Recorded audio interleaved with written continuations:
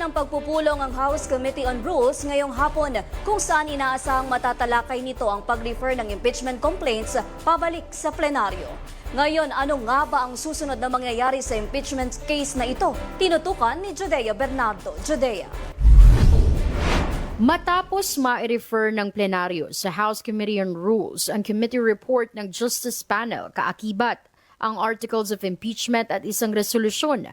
Pag-uusapan na ng komite ngayong hapon, May 6, kung dapat na ba itong ibalik sa plenaryo.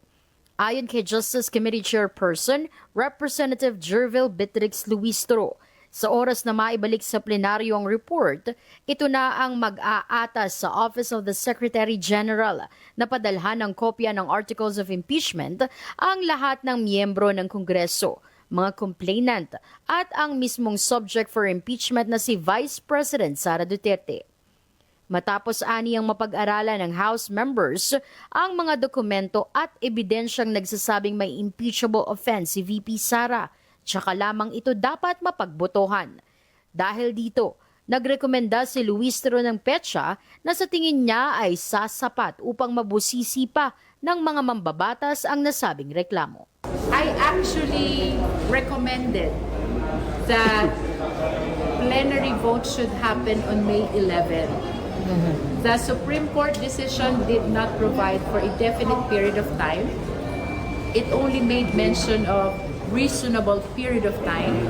So if the plenary will be able to send copy of the articles of impeachment today, then the House members have Thursday, Friday, Saturday, and Sunday to study.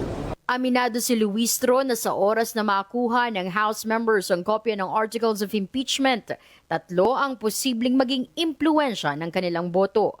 Ito ay ang kung paano nila nakikita ang tatag ng ebidensya, ang posisyon ng party leadership lalo na't isaan niya itong political process, at ang huli ay ang conscience vote.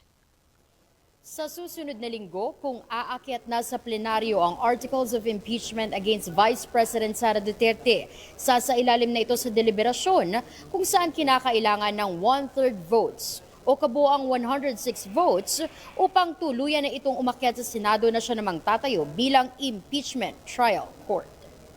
Mula rito sa House of Representatives, ako po si Judea Bernardo, DATV News. Maraming salamat sa iyo, Judea Bernardo.